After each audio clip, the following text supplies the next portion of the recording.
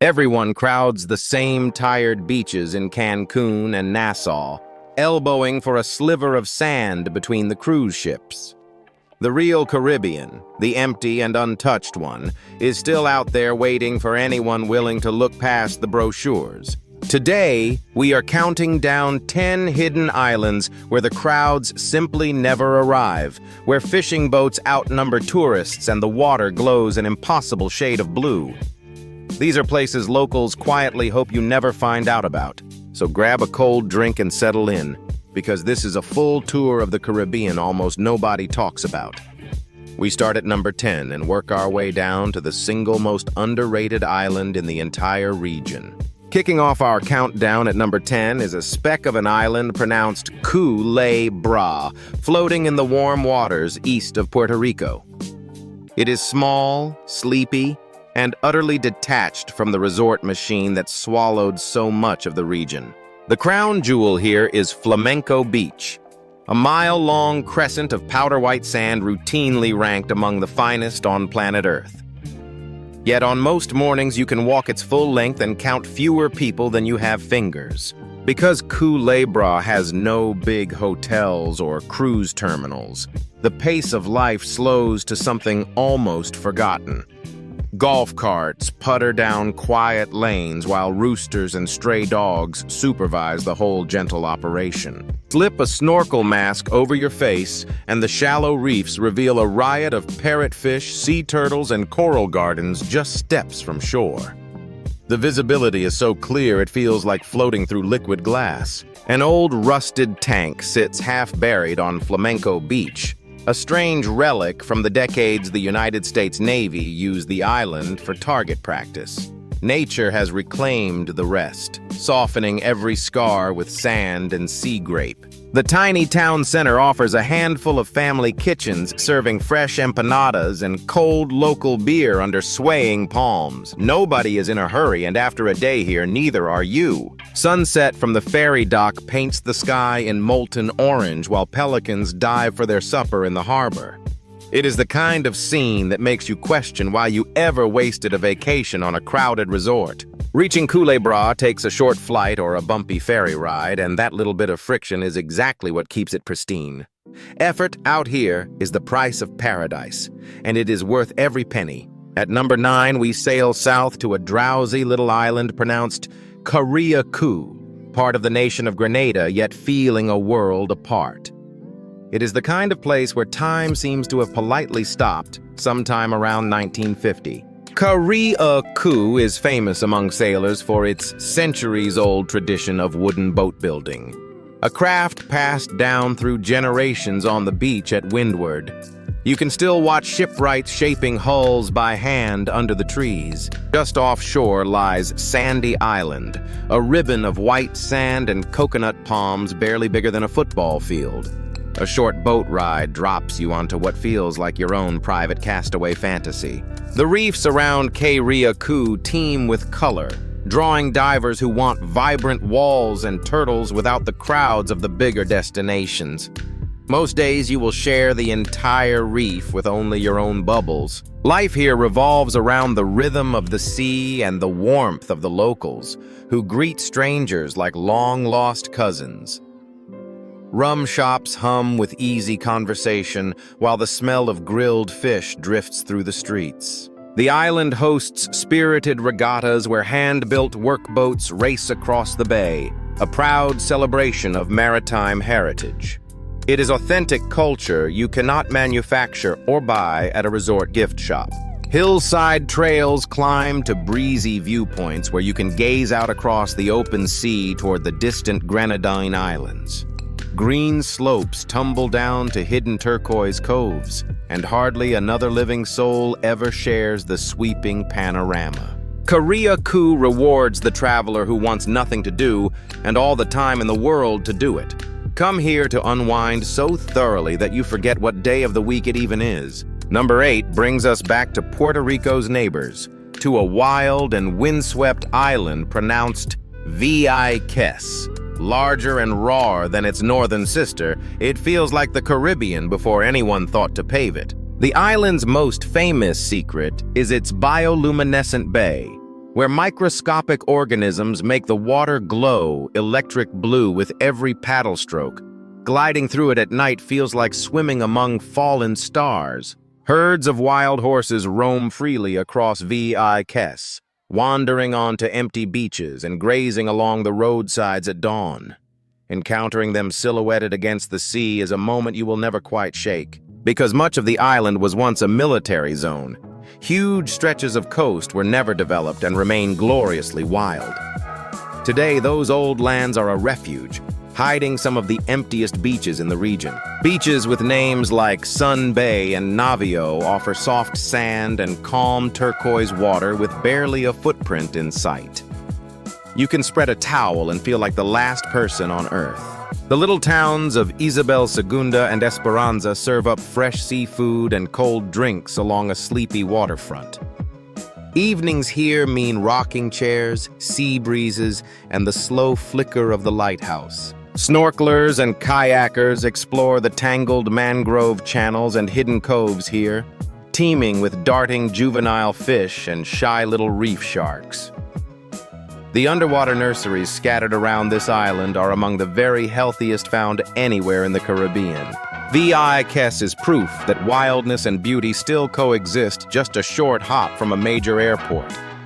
It is the rare island that feels remote without demanding a punishing journey to reach it. For number 7, we drift far into the southwest to a remote Colombian outpost pronounced Providencia. It sits hundreds of miles from the mainland, closer to Central America, and almost nobody outside the region knows it exists. The waters here form part of a vast marine reserve locals proudly call the Sea of Seven Colors. From the air, the lagoon shimmers in bands of jade, teal, sapphire, and silver that hardly seem real. Guarding Providencia is one of the largest barrier reefs in the entire Caribbean, a diver's dream of drop-offs and coral canyons. The reef is so healthy that sharks, rays, and groupers still patrol it in numbers. There are no high-rise hotels here, only small guest houses run by families whose roots stretch back centuries.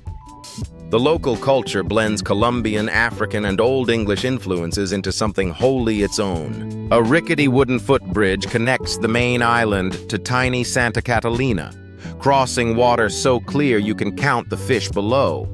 Locals call it the Bridge of Lovers, and sunsets from it are the stuff of legend.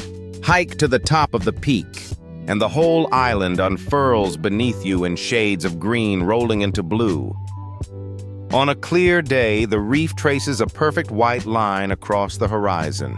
Because reaching Providencia requires a flight through a neighboring island, the crowds simply never make the effort. That isolation is its greatest gift, preserving a slice of Caribbean life the modern world forgot. Fresh crab, coconut rice, and cold beer taste better when you have the beach entirely to yourself. Here, the phrase "off the beaten path" stops being a cliché and becomes your daily reality. At number 6, we cross to the French Caribbean and a jewel box cluster pronounced Iles, scattered just south of Guadeloupe. This little archipelago feels like a sun-drenched corner of provincial France that drifted out to sea. The main village wraps around a horseshoe bay considered one of the most beautiful in the world, its pastel houses tumbling to the water. Red-roofed cottages and bougainvillea frame a harbor dotted with bobbing fishing boats. Iles has no big resorts and few cars, so most visitors explore by scooter or on foot along quiet flower-lined lanes. The rhythm is unmistakably French, all fresh bread, strong coffee, and long, unhurried lunches. Climb to Fort Napoleon, and the view over the bay is simply breathtaking, with sailboats scattered across water the color of gemstones. Cactus gardens and old stone walls make the fort a destination in its own right. Down at the waterfront, tiny bistros serve the local specialty, a sweet coconut pastry called tourmente d'amour, still warm from the oven. Pair it with an espresso and watch island life amble past. The beaches here are small but exquisite, tucked into coves with calm, clear water perfect for an afternoon swim. Pain de sucre, A beach beneath a rounded green hill looks lifted straight from a postcard. Local fishermen still haul in their catch each morning, and you can watch them mend nets along the quay as they have for generations. It is a working village first and a tourist stop only by accident. Iles delivers European charm and Caribbean water in one impossibly pretty package that few Americans ever discover. It is the closest thing to time travel a boat ride can offer. Halfway through our countdown at number 5, we anchor off a barefoot speck in the Western Caribbean called Little Corn, part of Nicaragua. There are no cars here, no roads for them, and no reason at all to hurry. You reach Little Corn only by a long boat ride across open water, and stepping ashore feels like arriving in another century. Sandy footpaths thread through the palms, lit by nothing but stars once the sun goes down. The diving here is world-class, yet delightfully uncrowded, with warm, clear water hiding nurse sharks, eagle rays, and healthy coral. Many mornings you will surface to find the entire dive site was yours alone. Simple wooden cabanas sit right on the sand, where the only alarm clock is the sound of waves and the smell of frying breakfast. Days here dissolve into swimming, hammock naps, and reading books you never finished. Fresh spiny lobster and warm coconut bread cooked slowly over open flames make the local food a genuine highlight rather than an afterthought. Everything on your plate arrived that very morning from the sea or the little garden out back. With no cars and no crowds, Little Corn forces you into a rhythm dictated purely by the tide and the sun. It is digital detox, not as a marketing slogan, but as an unavoidable fact of geography.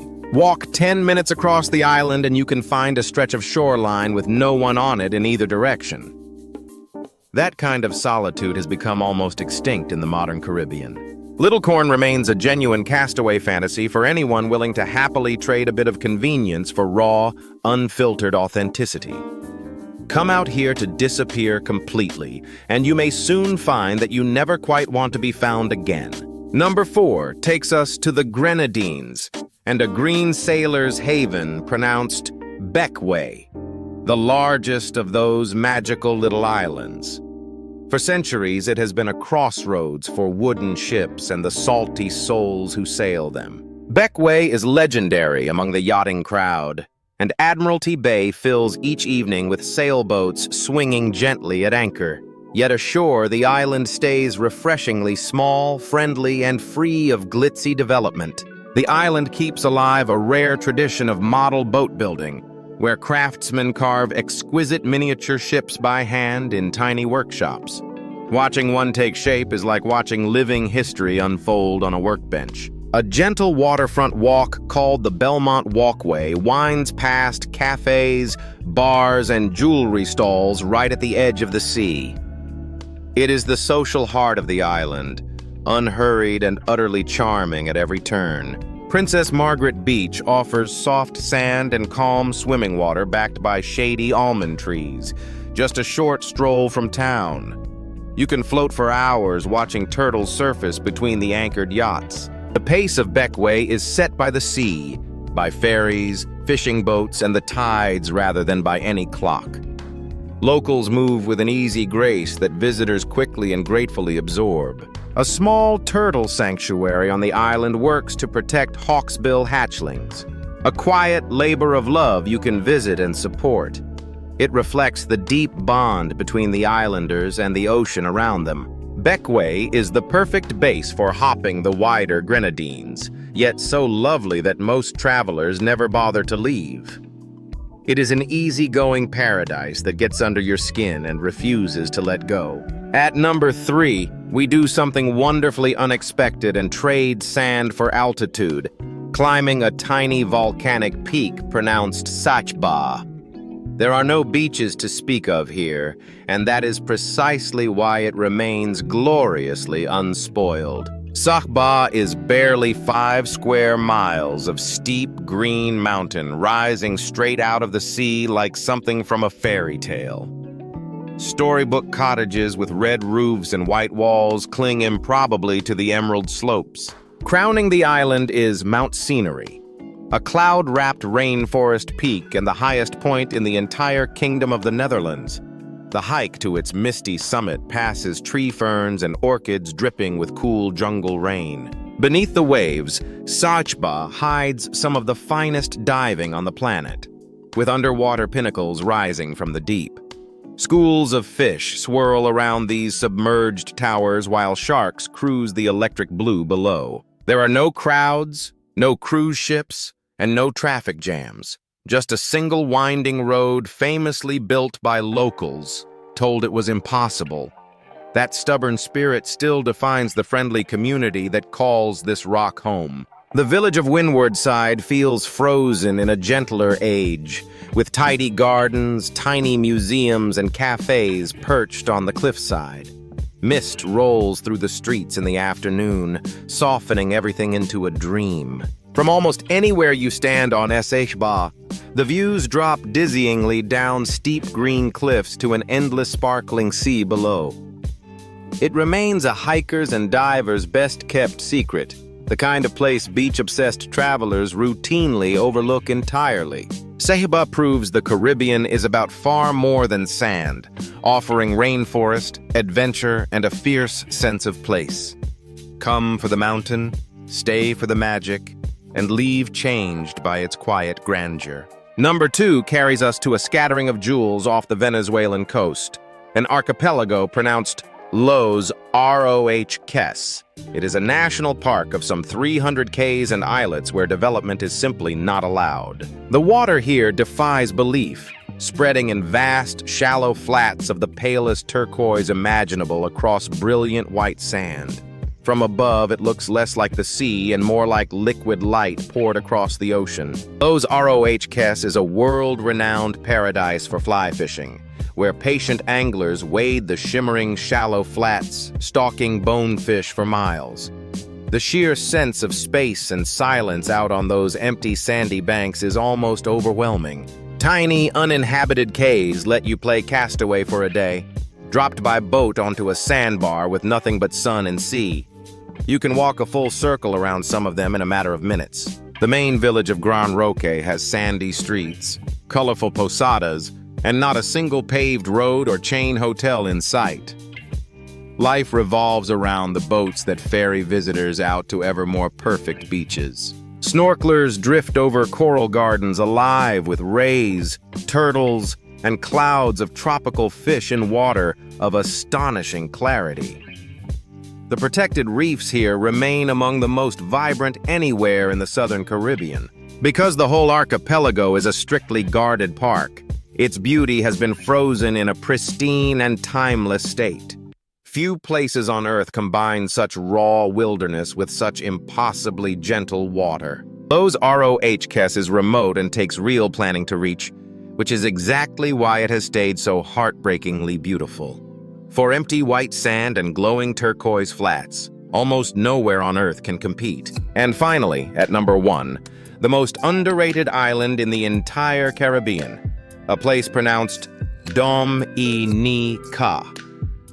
Fittingly nicknamed the Nature Island, it trades the postcard beach for something far wilder and more soul-stirring. Nearly the whole of Dominica is cloaked in dense, untouched rainforest, threaded with rivers, gorges, and hundreds of waterfalls. They say the island has a river for every day of the year, and it truly feels that way. Hikers come from around the world to reach the fabled boiling lake, a steaming, flooded crater bubbling deep in the mountains.